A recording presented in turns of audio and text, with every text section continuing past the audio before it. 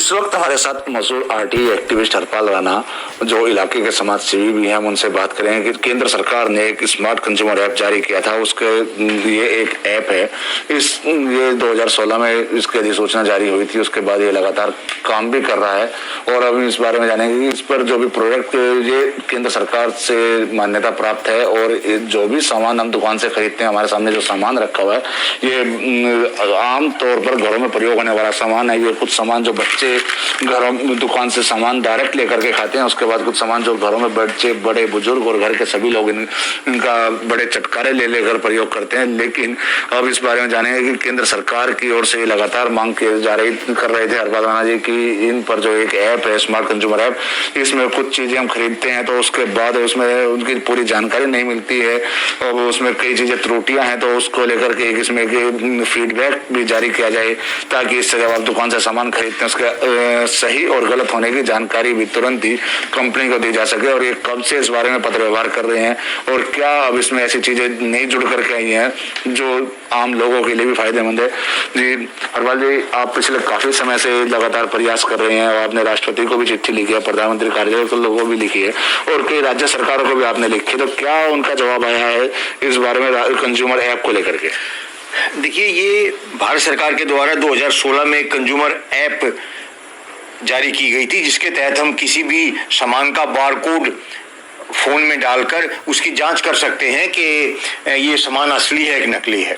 यह सामान उसमें कई चीजें उसका दिखाता है, वो कहाँ से बनाया है, उसका जीएसटी कितना है, कितना लिया गया है, उसका कीमत कितनी है, ये कई चीजें उसमें दिखाई जाती हैं, जो सरकार का एक बहुत अच्छा प्रयास था। क्योंकि देश में नकली सामान जितना बिक रहा है, असली से अधिक सामान नकली बिकता है और उससे जो स्वास्थ्य की हानि होती है, जो बीमारियां फैलती है, वो बहुत ही खतरनाक होती हैं। इसके लिए मैं लगभग 2 वर्षों से प्रयास कर रहा था कि इसको और आधुनिक बनाया जाए। तो इसमें एक तो मेरी मांग ये थी कि इसमें शिकायत दर्ज करने का, तो फीडबैक देने का तो नीचे ऑप्शन था, लेकिन उसमें शिकायत नंबर नहीं आता था।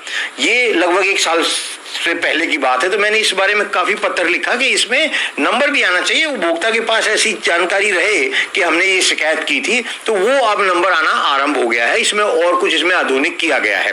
इसमें जो सबसे बड़ी बात यह है कि राज्य सरकारों को अभी तक ये मालूम ही नहीं है कि इस ऐप का उपयोग कैसे किया जाए, इस ऐप के फायदे क्या हैं और इस ऐप के तहत क्या क्या कार्रवाई हो सकती है। अगर हम बात करें दिल्ली की, हमने दिल्ली के मुख्यमंत्री को डाक से भी भेजा है और इसमें पीजीएमएस में भी भेजा है। तो आप देख के ताज्जुब होंगे, दिल्ली की सरकार ने लिखा है पॉलिसी मैटर है।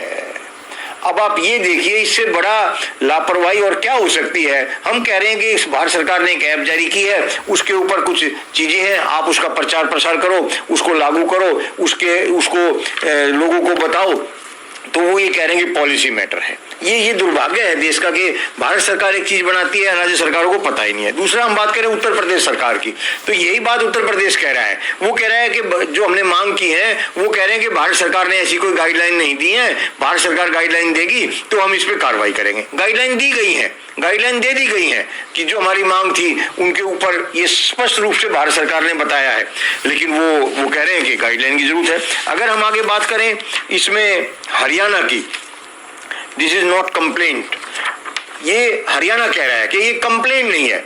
अरे भाई, हम कंप्लेंट भी कर रहे हैं कि ये लोगों को जागरूक करने की बात है, इसमें इसका उपयोग सही नहीं हो रहा है, इसकी जांच सही नहीं हो रही है, आप इस पे कार्रवाई करो। तो वो कह रहा है ये कंप्लेंट नहीं है। इसी तरीके से ये और भी अलग अलग जो हम बात करें, प्रधानमंत्री, राष्ट्रपति को भी जी और प्रधानमंत्री को जो दी गई है, यह सुझाव है। ये भारत सरकार का एक मंत्रालय कह रहा है कि यह सुझाव है, ये ठीक है, लेकिन इस पे कार्रवाई की बात कर रहे हैं हम। ये भारत सरकार का दूसरा, आंध्र प्रदेश भी कह रहा है कि ये टाइम आउट, ये ऐसी जानकारी दी जा रही है जो कि हमारी भी समझ से बाहर है। चीफ मिनिस्टर गुजरात, खाद्य सुरक्षा अधिनियम 2016 ने पहले ही उपभोक्ता को LLMBN प्रतिबंध में सैंपल ड्रा का अधिकार दे दिया है। ये दूसरा विषय जा रहा है, वो दे रहा है, ये गुजरात दे रहा है। इसी प्रकार से राजस्थान भी, मतलब आप जानकारी कुछ मांग रहे हैं, मिल कुछ रही है इस बारे में? हाँ देखिए, ये जानकारी नहीं, हमने इसमें शिकायत भेजी थी कि भाई आप ये ऐप है, इसको लागू करो, इसको लोगों को जागरूक करो, लोग इसका उपयोग करें, इसमें आप आधुनिक तरीके से इसका उपयोग करना लोगों को बताया जाए, और बहुत सी मांग की गई थी। लेकिन हर एक राज्य सरकार इसको समझ ही नहीं पा रही है कि इसका उद्देश्य क्या है, इसको उपयोग कैसे किया जाए, इसमें शिकायत कैसे की जाए, और इसको जो उपभोक्ता है या देश के जो नागरिक हैं उनसे इसका क्या फायदा है, ये समझ ही नहीं पा रहे हैं वो।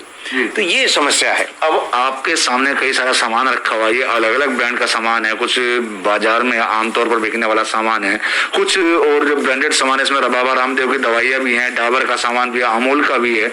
तो इसमें अब आप लोग अगर अभी इनकी ऐप से जो स्कैनिंग करेंगे उसमें क्या जानकारी निकल के आती है, ये आप वो बताएंगे? सबसे पहले ये बाबा का जो कोरोना की दवाई है, इसका हम जांच करते हैं कि इसमें ये क्या कह रहा है।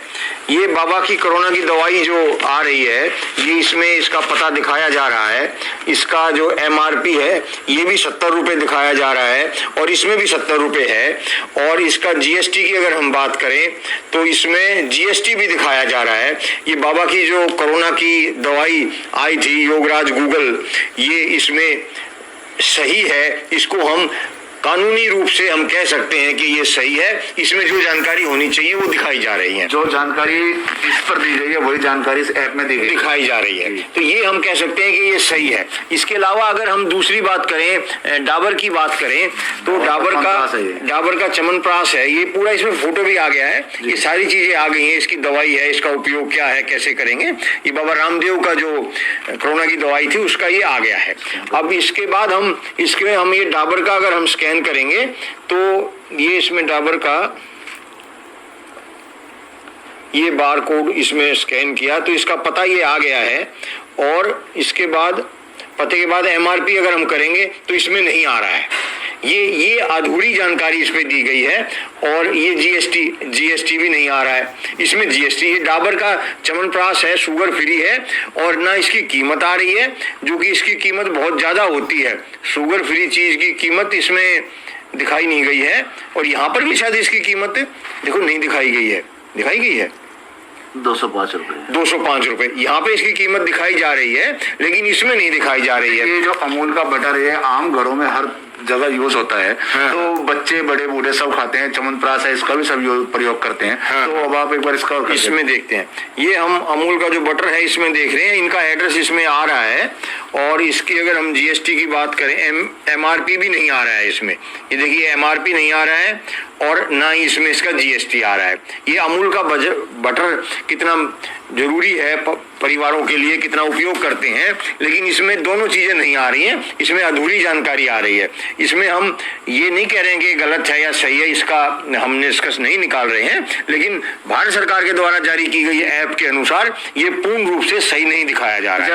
हरपाल जी, आपने भी इनका किया कि आपने एक बाबा रामदेव की दवाई के बारे में किया कि उनका जानकारी सही मिली है, उसी ऐप पर आपने किया कि अमूल का बटर जो ब्रांडेड है, जिनके नाम से सामान मार्केट में बिकता है, लोग एक भरोसे पर खरीदते हैं, तो कहीं ना कहीं उस भरोसे के साथ भी कंपनियों द्वारा कहीं ना कहीं खिलवाड़ किया जा रहा है, क्योंकि जानकारी पूरी नहीं है। हो सकता है कि चीज ऐप की कुछ कमी हो, या इन पर दी गई जानकारी में कुछ कमी है। देखिए, ये दोनों ही बातें हो सकती हैं। कई चीजें हैं, इसको नापने का जो तरीका है उसमें कुछ कमी हो सकती है, इसमें जो दिया गया है उसमें कुछ कमी हो सकती है। कई बार ये होता है जो बारकोड होता है वो थोड़ा सा मिट जाता है, बारकोड बहुत थोड़ा सा मिटने के कारण से भी वो पूरी जानकारी उस पर नहीं आ पाती है। लेकिन जिसके ऊपर उसका एड्रेस आ गया और आगे की चीज नहीं आ रही है तो वो गलत है। जिसमें बारकोड जारी करने, बारकोड डालने से उसका कंपनी का एड्रेस आ गया, इसका मतलब बारकोड ठीक है। बारकोड ठीक है तो वो आगे उसका MRP भी आना चाहिए और उसका GST भी आना चाहिए। लेकिन जिसका बारकोड सही ना होने के कारण से कई बार कुछ चीजों की जानकारी सही नहीं आ पाती है, तो हो सकता है बारकोड में छपते वक्त कुछ गलत हो जाए। हालांकि छपना गलत नहीं है, बारकोड पूरे संसार का एक ऐसी चीज है कि किसी भी दो चीजों के ऊपर ये वो नहीं डल रहा है, अलग अलग होता है, दो एक साथ नहीं हो सकता। ये भी कैडबरी का ब्रांड है, ये बॉर्नविटा बिस्किट है, तो इसके बारे में भी आप अभी देखते हैं। ये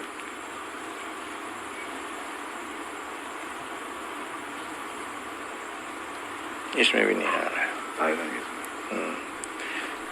इसमें भी नहीं आ रहा है। देखिए ये इसके ऊपर हरपाल जी अभी बारकोड से इसको स्कैन करने की कोशिश कर रहे हैं, लेकिन इसमें भी कुछ ऐसी कोई खास जानकारी इसमें निकलकर सामने नहीं आ रही है कि जो ब्रांड कंपनी का अब आप यहाँ एक और सहयोगी हैं वो भी अपनी कोशिश कर रहे हैं कि इसमें कुछ ना कुछ जानकारी आए निकल के, लेकिन इसमें दोनों ही तरफ से ऐप में कोई जानकारी निकल के नहीं आई है। ना इसमें इसका कोई MRP आया है, ना GST नंबर आया, कुछ भी अगर आप देखें तो कुछ भी जानकारी इसमें नहीं दी गई है। तो अब इस पर कंपनी के ऊपर सवाल तो नहीं उठाए जा सकते कि जो कैडबरी कंपनी का जो प्रोडक्ट है ये बिस्किट, जिसको हर व्यक्ति बड़े आसानी से मार्केट से खरीद कर खाता है, इसमें टेस्टी बहुत होते हैं, लेकिन कंपनी के ऊपर सवाल तो नहीं उठाए जा सकते। कहीं ना कहीं इसमें भी कुछ जानकारियां अधूरी हैं जो छिपाई गई हैं। अब इसमें हम एक बात करें ना, ये एक वो है, ये जूस है और इसको अभी जांच की गई तो इसमें इसका अधूरी इनका पता तो दिया जा रहा है, इसका मतलब ये रजिस्टर है और पता दिया जा रहा है, लेकिन आगे इसकी पूरी चीज नहीं दी जा रही है। तो ये इसका मतलब कि इसका बारकोड सही है और सही इसमें स्कैन भी हो गया है और आगे जो जानकारी है वो इसमें नहीं दी जा रही है जो कि इसमें दी जानी चाहिए। इसमें सबसे बड़ी बात एक ये है कि एक जानकारी मैं और ये देना चाहूंगा कि जो मैंने मांग की थी वो ये की थी कि इसके ऊपर एक शिकायत दर्ज कराने का ये भी इसमें आ गया है और इसमें MRP नहीं आ रहा है और GST भी नहीं आ रहा है। अब ये वो चीजें जो बच्चे आमतौर से दुकानों से खरीद के खाते हैं, बहुत सस्ती चीजें हैं, तो ये स्वास्थ्य के लिए कितनी हानिकारक हो सकती हैं। ये बहुत ही, इसका बारकोड से एड्रेस आ गया है इसका, लेकिन इसका जो है वो उसमें पूरी जानकारी और नहीं दी जा रही है। इसका मतलब हम शिकायत भी नहीं कर सकते हैं। मेरी इसमें मांग ये थी कि इस तरह से एक इसमें शिकायत का प्रावधान बनाया जाए। लगभग 2 साल पहले जब मैंने इसकी जानकारी की तो अब इसमें शिकायत का प्रावधान बना दिया गया है और ये इसको जनता को भी इसको सीखना समझना पड़ेगा और इसका उपयोग करना आरंभ करना पड़ेगा, जिससे कि वो नकली सामान खाने से, नकली सामान से जो हानि होती है उससे बच सके। ये सबसे ज्यादा जरूरी है आज व्यक्तियों को इस बारे में जागरूक करने की कि ये ऐप बनाई गई है, इस ऐप के तहत आप ये जानकारी ऐसे ऐसे ले सकते हैं और ये जैसे मैंने बताया ये स्मार्ट कंज्यूमर जो ऐप है इसके तहत कोई भी व्यक्ति अपने फोन से जो ये सारी जानकारी ले सकता है। उसको जागरूक होना पड़ेगा कि नुकसान उसको हो रहा है, हानि उसको हो रही है, सेहत उसकी खराब हो रही है, बीमार वो हो रहा है, अस्पताल में उसको जाना पड़ रहा है, तो उसको जागरूक करने की बात है। सरकार अपने लेवल पे कुछ कार्रवाई कर रही है, कुछ सरकारें नहीं कर रही है, वो सरकार की बात है, लेकिन सरकार तक भी अपनी बात जब भी पहुंचती है जब उसका उपयोग करना शुरू हो, उसमें कमी निकले और फिर वो सरकार तक भी पहुंचाई जा सकती है। देखिए इसमें तमाम तरह की चीजें, आम घरों में प्रयोग होने वाली चीजें, बच्चे इन चीजों को छोटी छोटी चीज दुकान पर से लेकर के खाते हैं। मात्र 5 रुपए मिलने वाली चीज है, डायमंड कंपनी का चिप्स है, लेकिन इसकी कोई भी जानकारी उपलब्ध नहीं कराई जा सके। ये कैडबरी ब्रांड का बिस्किट है, इसकी भी कोई जानकारी नहीं मिली है। हालांकि अमूल कंपनी ब्रांड है, भरोसा है लोगों का, जो लोग अपने घरों में खरीद करके खाते हैं। बटर आजकल बाजार में जो मिलता है उसकी भी कोई जानकारी नहीं मिली है। इस ऐप पर जो आधी जानकारी मिल पाई है और कुछ ब्रांड ऐसे हैं जिनकी जानकारी पूरी तरह से मिली है, लेकिन कहीं ना कहीं आज के समय में कंज्यूमर को भी यह ऐप जो केंद्र सरकार द्वारा मान्यता प्राप्त है उस ऐप को अपने फोन में डाउनलोड करना चाहिए और दुकान से सामान खरीदते वक्त उनके बारकोड को स्कैन कर सही जानकारी लेनी चाहिए। यदि उसमें कहीं त्रुटि पाई जाती है तो तुरंत ही जिस कंपनी का प्रोडक्ट है और जहां से आप खरीद रहे हैं उसका फोटो बैक और फ्रंट का अपलोड कर वापस शिकायत की जा सकती है और एक आपको नंबर मिलेगा, उस नंबर के आधार पर वो आपके पास आता है तो शिकायत दर्ज होगी। कहीं ना कहीं कंज्यूमर को भी इसमें अवेयर रहने की जरूरत है ताकि छोटी छोटी चीजों के ऊपर जो बच्चे हैं उनका कोई स्वास्थ्य खराब ना हो और जो घर के बुजुर्ग व्यक्ति हैं उनके साथ भी किसी तरह का खिलवाड़ ना हो। सरकार को इस पर जानकारी देनी चाहिए, लोगों को अवेयर करना चाहिए ताकि लोगों को स्वास्थ्य के साथ है वह खिलवाड़ ना हो। अमित त्यागी, ETV भारत, दिल्ली।